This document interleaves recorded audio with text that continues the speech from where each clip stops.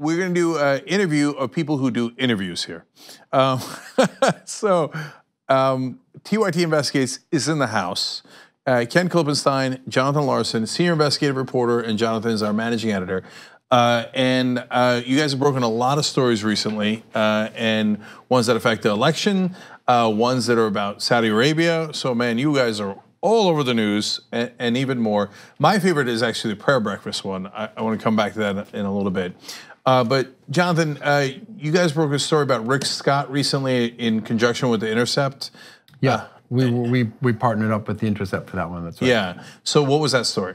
So that story was, it's a little complicated, and you probably are better at talking about this than I am. But basically, so Rick Scott is currently the governor, and back in 2016, he was running a super PAC that was a pro-Trump super PAC, and he got for the super PAC $500,000 donation from Steven Feinberg, the head of the Cerberus private equity firm.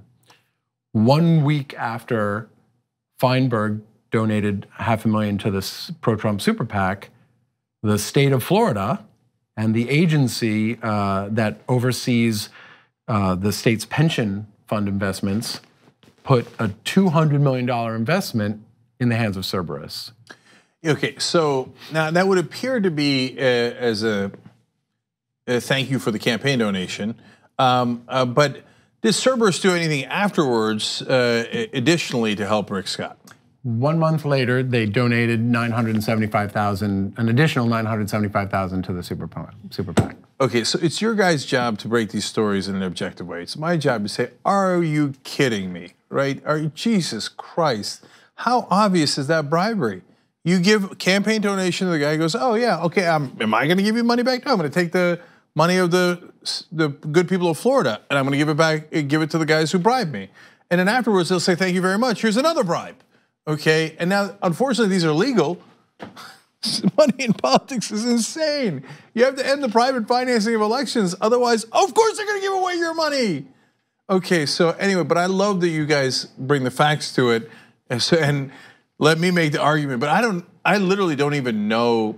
I mean, it's cute for the right wing to say, oh, money is speech, and they're just talking to the politicians.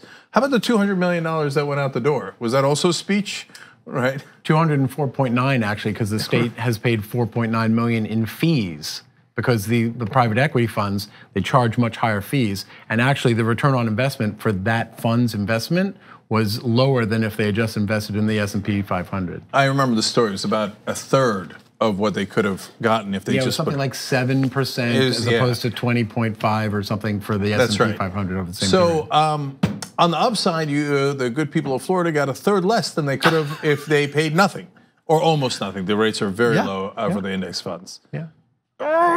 Okay, so these guys will do stories that make you go, So Ken, you broke the story about the top national security advisor for Ted Cruz, another election that's coming up. So who is this lovely gentleman? His name is Omri Sarin. So this is his national security advisor, as you said, and you would think that you want this person to have some sort of ethics in foreign policy. But what we found was that he was doing PR work for the government of the Ivory Coast. And at the time that he was doing it, the president had lost an election, refused to step down. There was a crackdown. There was violence, including rape, extrajudicial killings, all kinds of horrible things. And this was the administration that they were doing, that they were carrying water for. So that seems indefensible. The guy's now on trial at The Hague. This was back in 2010 that this happened. And for what happened at the time, he's now on trial for, what is it, crimes against humanity? That's right, and this wasn't a long-time crusade either. He picked him about 6 months ago. So this would all be stuff that I would assume if they had done any sort of due diligence, they would have seen. You know, I just realized, and it's a terrible story to take a funny twist to, but that Ted Cruz is called a Zodiac killer, right? And so he's not. But his top national security advisor is literally at the time represented a guy who was a mass murderer and who's on trial now for crimes against humanity. So he might not be the Zodiac killer, but I think he hired him, right? So again, Omri didn't do the killings himself. He's a lobbyist and he worked for that guy. But And you'll love this aspect. Yeah. And just to be fair, he was actually working for Lanny Davis. Yes, and Lanny Davis is Democrat. Is a Democrat, a longtime Clinton ally, and one of the worst people in Washington. And they didn't say that. I'm saying it. Okay. Ken, you wound up calling Lanny Davis, and you got a bunch of interesting quotes. And he defended Omri, and he defended himself. So, what was his defense of working for this dictator? Well, to his credit, he spoke with me, which Omri refused to, and I tried a number of times to get in touch with Omri. In any case, Lanny Davis told me kind of how much money they made doing it, what exactly Saren's responsibilities were, and this was largely interfacing with press to try to. I mean, he was straight about it. Try to say that this president who refused to step down was the legitimate leader, and he tried to make a legal case for why it doesn't matter that the election didn't turn out in his favor. How much were they getting paid at the time? I don't recall the exact figure, but it was. Do you remember, Jonathan? Yeah, I don't want to. Well, yeah, I'm pretty sure. Yeah, it ended up being a very short period. But of time. that's because there was so much negative press. Right. They try to act like, oh, it wasn't a whole lot. But there was a story in the New York Times at the time about the work that Davis was doing. They didn't mention Omri Saren. Right. And after that, they had to withdraw because there was just too much public pressure at the time. Right, and we'll put the links to all these articles down below if you're watching this later on YouTube, Facebook, and obviously you could get it at tyt.com/investigates. And but my recollection of it, and you could read it for yourself. My recollection was that you're getting about $100,000 a month. That sounds right. I believe that's what it was. Yeah. So $100,000 a month, and all of a sudden, mass murder seems a little bit more defensible. And so, and unfortunately, again, it's not just about Lanny Davis or Omri Saren. A lot of people represent a lot of dictators in Washington and a lot of bad governments. And Manafort, of course, famously convicted for representing another, and not a mass murder, to be fair, but a pretty unsafe, to be fair, but a very unsavory pro-Russian government in Ukraine. And by the way, the guy that also represented them was Tad Devine, who worked for Bernie Sanders. So that doesn't help me politically, or it doesn't help the progressive side politically, but just the facts, ma'am, right? And that's what we do. We cover the facts, whether it's quote unquote helpful or not to anyone's cause. And so, speaking of which, the prayer breakfast before we get to Saudi Arabia, this is also bipartisan. And so, first, Jonathan, what is the prayer breakfast? And before we get to what they're up to and what you guys uncovered. Right. So the National Prayer Breakfast, I believe it's usually February or March, and it's a ritual. It's a very big central event in Washington, and it's where both parties come together. And there are I believe it's one year it's senators, and next year it's representatives who co-chair it, and it's always one Republican, one Democrat. So it's co-chaired by members of Congress of each party, and the president often, if not always, attends and/or speaks at the thing. And so, yeah, as you were saying, it is a bipartisan thing, and the idea is to come together in a spirit of fellowship, and it's sponsored by, paid by this group called the Fellowship Foundation, which got a lot of attention, I think, back in the 2000s. There were sex scandals involving members of Congress who were sort of like seeking redemption at the Fellowship Foundation, at the house that they have there, and so it got a lot of attention then. But religious people feigning morality to cover up for their sex scandals in Washington? No, I can't believe it. That's you saying that. That's right. Okay, but you guys uncovered something recent. First of all, there was the story of Marina Butina. Well, right, yeah. Please tell that part, because that's where I was going. Yeah, and before we get to what you guys added on top of that story, but she started going to the National Prayer Breakfast, which is very strange. She was sent in, according to our authorities, by the Russian government to do that. And she also went and talked to the NRA. So, Jonathan, remind me of what she did at the prayer breakfast and who she became buddies with. So the interesting thing so there was that charging document from the FBI, and everyone went nuts about the NRA connection. But when you actually read it, the Fellowship Foundation, which isn't named, right? Neither is the NRA. They use these euphemisms. But the prayer breakfast and all that actually plays a more prominent role. Now, they don't name any of the specific people, but they talk about Butina going there and not just seeking connections, but making connections. So people, unnamed, we still don't know, were helpful to her in making connections. And one of the things we found out was that it was already publicly known that this Congressman Bob Aderholt, he met with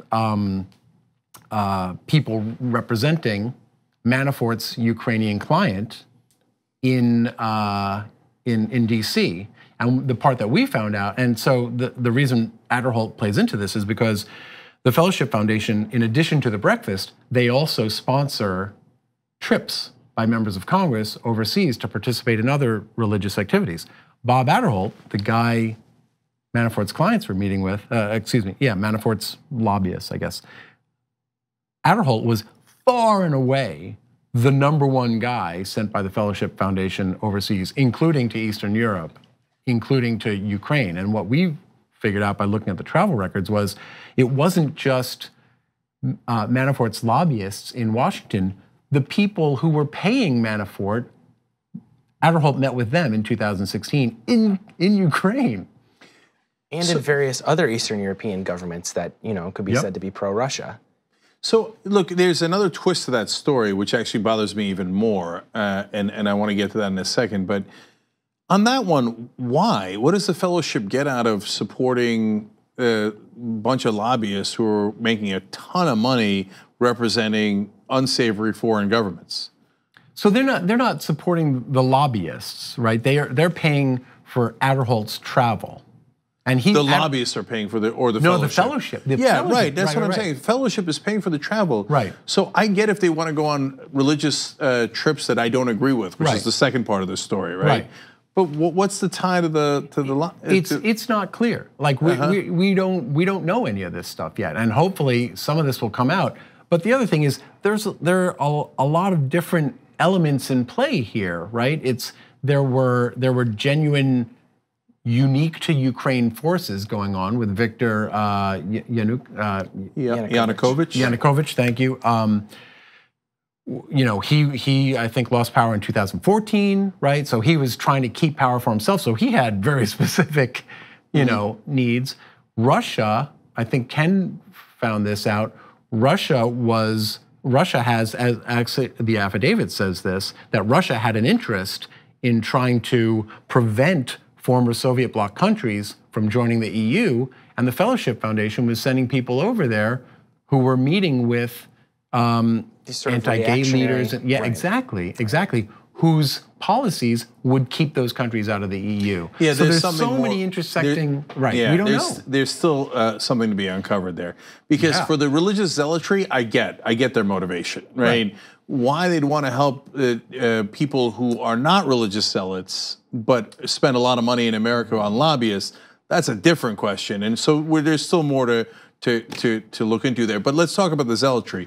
So Ken, they also go on these trips and push an anti-LGBT agenda sometimes with foreign governments. Is that right? That's exactly right. And that's one of the sort of pressure points that Russia in the past has used to try to, back reactionary religious figures, saying, if you align with us, unlike the, godless EU, you can retain this kind of religious character to, whatever perceived historical or cultural identity they think they might have. I think BuzzFeed had a story several years ago where they basically showed that the propaganda message coming out was basically, if you join the EU, your son is going to be marrying a boy, kind of thing. Right, and I remember that story as well. But so the fellowship is paying for the Republican congressman to do what? Go over here, meet with various political leaders, and I found not all of them were like this, but kind of reactionaries, people. There's that guy, the anti-Semitic. Right, an individual who had made outrageous anti-Semitic remarks and represented a far-right bloc. I can't remember the country at the moment, and someone else who had made really shocking anti-LGBT statements about how gays are going to run the country. So there's definitely a sort of reactionary character to a lot of these political figures that they're meeting with. And what I was struck by was it sort of reflected, in my opinion, Bannon's approach. You see he's traveling through Europe and Eastern Europe trying to meet with what he perceives could be this new far-right political wave. And so I would say it sort of slots into that. Now, I'm not saying that, Bannon is involved in this, but just to draw a sort of parallel. Yeah, so Democrats still go to this National Prayer Breakfast, even though the fellowship pays for right-wing Republicans to go spread anti-LGBT ideology throughout the world. I just want to understand the facts. Well, they have paid for Democrats to go as well. I mean, we looked at all of the disclosed travel, and certainly in recent years, it's been much more Republican/Adderholt focused, and it used to actually be sort of Central America. There was a lot of involvement there. Now it's much more sort of Eastern European, maybe Baltic, that kind of thing. Yeah, I think there's more questions to be asked of the Democrats who participate in that prayer breakfast if they're down with that message that's being spread throughout the world with fellowship money. But we'll get to that. We're still working on. There's stuff we're still looking at. It's a joy of investigative reporting. You'll get a story and you'll get part of it, and then you won't quite see all of it, and you're just sitting there thinking, I wonder what that thing is that I can't quite find, and then you'll get it a year later or so. See, that's why you're an investigative reporter, because you're the guy who goes, I wonder what's happening there. Oh, it's so frustrating. Okay, so speaking of let's talk about Saudi Arabia. So even before the Khashoggi stuff came out, we broke a bunch of stories. So there was the story about training pilots here in the U.S. Ken, what was that about? So at the exact same time that the Defense Department and Secretary of Defense Mattis was, trying to express sympathy for the child victims of this horrific bus bombing. There's photos of it that you can see with backpacks splattered with blood. All of the children on the bus were underage, I think 9 or something, completely indefensible. I can't imagine anyone thinking that's okay. So even the Trump administration had to come out and say something about it. At the same time that he's paying lip service to, we're gonna make it so the Saudis are more careful and we care so much about all this about human rights and all these great things, I found that we were soliciting training of Saudi pilots on US soil. So that made me really angry, and I tried to get that story out as quickly as I could. Fortunately, to their credit, Senator Sanders picked up the story and was able to boost it, and after that it seemed to get a lot of attention.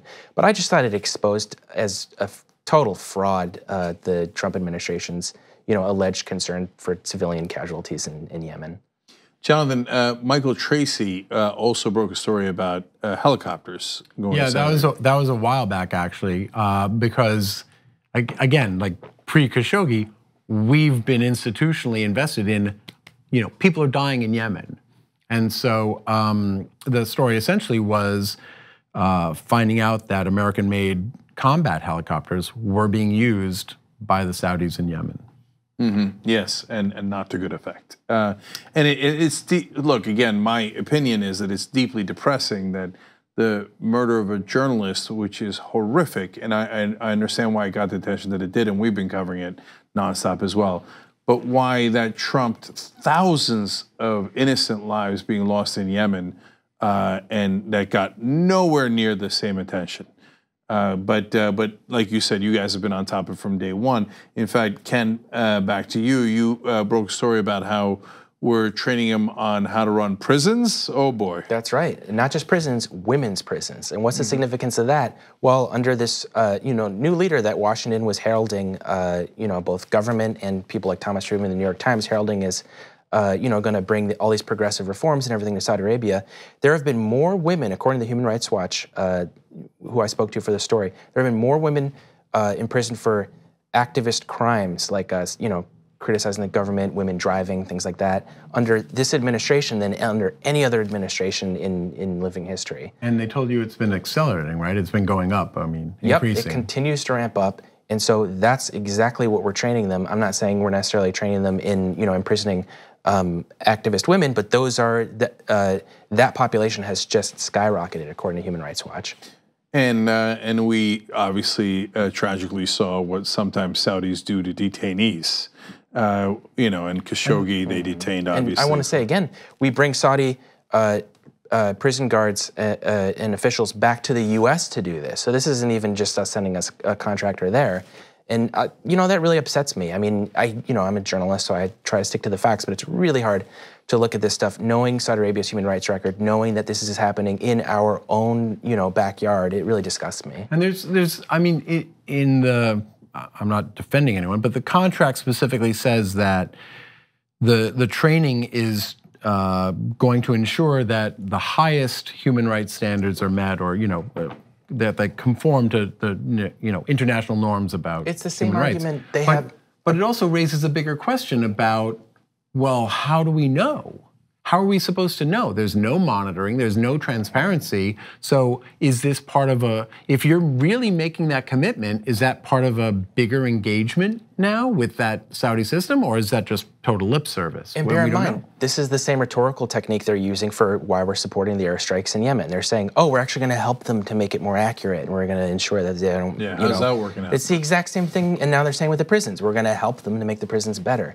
I don't believe it personally. I mean, look, again, I'll give you my perspective on it. On the one hand, I hear what they're saying with what Jonathan said. Hey, look, better that we train them than some monster somewhere else trains them, or that they go untrained and they continue to do what they're doing, et cetera. On the other hand, would we be okay, and maybe in these days we might, but would we be okay in training the North Koreans on how to run their detention camps? Right. I hope not. Right, and in this case, especially with the female prisoners, they are actively jailing women's rights activists as we speak. And so we're basically training them on at least how to treat the political prisoners that they have captured. And again, not a good history of that, certainly recently with Saudi Arabia and how they treat their political prisoners, and ones that shouldn't have been political prisoners in the first place. So, all right, amazing stories and a lot more where that came from at tyt.com/investigates. I love that you guys are out there on the watch and uncovering these stories that no one else is. Thank you, guys. Thank you. Thank you.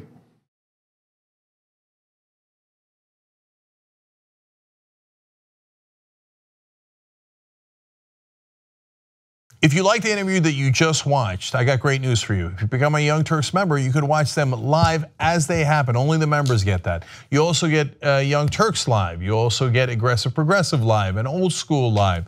Everything is available for the members and commercial free. tytnetwork.com/join.